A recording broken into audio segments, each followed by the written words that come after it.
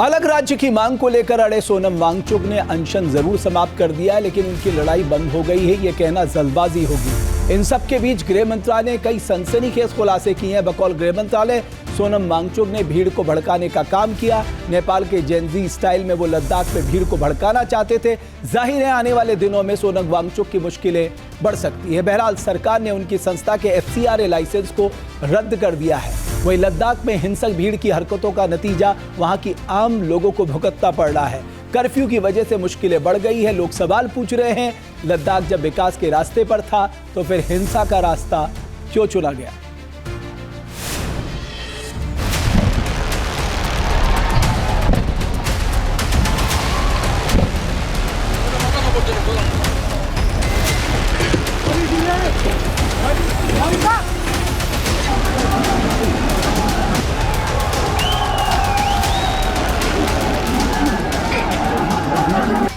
लेह के वो इलाके जहां बुधवार को बेकाबू भीड़ ने आगजनी की, तोड़फोड़ की, गाड़ियों को आग के हवाले कर दिया, वहां अब सन्नाटा पसरा है।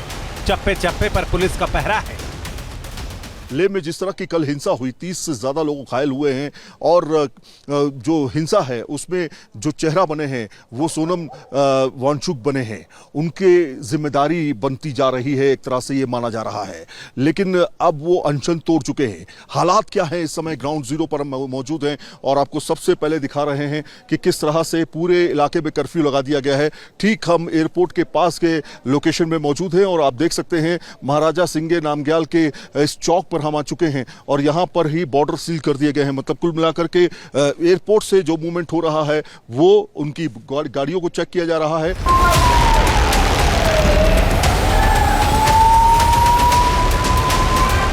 भीड़ के गुस्से का शिकार लेह का बीजेपी दफ्तर भी हुआ। दफ्तर में आग लगा दी गई थी। ये एक तस्वीर जो आप देख रहे हैं, ये आप बोर्ड देखिए पहले, ये बीजेपी का दफ्तर है। ये जो बीजेपी का दफ्तर है यहाँ पर भी तोड़फोड़ हुई। किस तरह से तोड़फोड़ हुई अभी इस पूरे इलाके में हम लगातार आपको तस्वीरें दिखा रहे हैं और यहाँ पर भी गाड़ियों को फूंका गया। आपको तस्वीरों के जरिए हम दिखाते हैं। यहाँ पे हालांकि जाने से रोका जा रहा है। क्यों जाने से रोका जा रहा है ये भी अपने आप में सवाल है, लेकिन आप तस्वीरों के माध्यम से आपको हम दिखाने की कोशिश करते हैं कि देखिए बाकायदा यहाँ पर इसको बैरिकेड किया जा रहा है, बाकायदा यहाँ इसको बंद किया जा रहा है। लद्दाख को पूर्ण राज्य का दर्जा देने की मांग को लेकर लेह में आंदोलन चल रहा था। इसी बीच भीड़ हिंसक हो गई, जिसका सबूत है ये तस्वीरें। इस हिंसा के बीच सबसे बड़ा सवाल है कि लद्दाख को किसने जलाया? क्या हिंसा के पीछे बड़ी साजिश है? और यह साजिश किसने रची? इस बात का खुलासा हो रहा है कि हिंसा अचानक नहीं भड़की थी, बल्कि सड़क पर उतरने से पहले ही इसकी तैयारी शुरू हो गई थी। रिपोर्ट्स के मुताबिक 23 और 24 सितंबर को लद्दाख बंद बुलाने के लिए सोशल मीडिया पर लोगों से आह्वान किया गया था। माना जा रहा है कि साजिश की थ्योरी के कई सूत्रधार हो सकते हैं। बीजेपी की तरफ से हिंसा से जुड़े वीडियो और एक तस्वीर को भी जारी किया गया है। बीजेपी का आरोप है कि अपर लेह वार्ड के काउंसलर फुनसोक स्टैंजिन तेजबाग हिंसा को भड़काने में शामिल रहे हैं।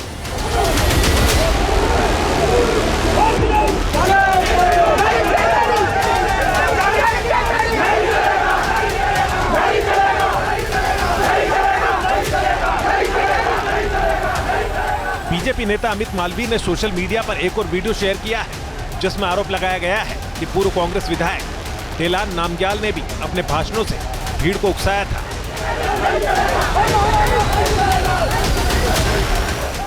केंद्रीय गृह मंत्रालय ने जो बयान जारी किया है उसमें सामाजिक कार्यकर्ता सोनम वांगचुक को भी जिम्मेदार ठहराया गया है। गृह मंत्रालय के बयान में लिखा है कि लद्दाख में सोनम वांगचुक के भड़काऊ भाषण के बाद लोग उत्तेजित हो गए।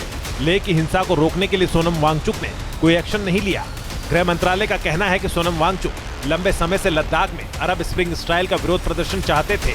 गृह मंत्रालय का आरोप है कि नेपाल में जेनजी की हिंसा का रेफरेंस देकर सोनम वांगचुक लोगों को भड़का रहे थे। कहा जा रहा है कि कुछ अनियमितताओं को छिपाने और उनसे ध्यान भटकाने के लिए सोनम ने अपने मंच का इस्तेमाल किया। लेह में हुई हिंसा को लेकर सोनम वांगचुक पर एक्शन शुरू हो गया है। गृह मंत्रालय ने वांगचुक के एनजीओ का FCRA रद्द कर दिया है। उनके एनजीओ पर विदेशी चंदा कानून के उल्लंघन का आरोप है, जबकि वांगचुक ने इन आरोपों को गलत बताया है। वहीं भीड़ ने लद्दाख में जो हालात पैदा किए उसकी वजह से यहाँ कर्फ्यू लगा हुआ है। इस वजह से परेशानियां भी बढ़ गई है। किस तरह से यहाँ वाहनों को निशाना बनाया गया, 4 लोगों की मौत की अभी तक पुष्टि हुई है और 77 लोग घायल हैं। लेकिन आप देखिए, ये वही रोड थी जहां पर जो सुरक्षा टुकड़ी है उसको बकायदा यहां पर निशाना बना करके उसके वाहन को यहां पर जलाकर फूंक दिया गया।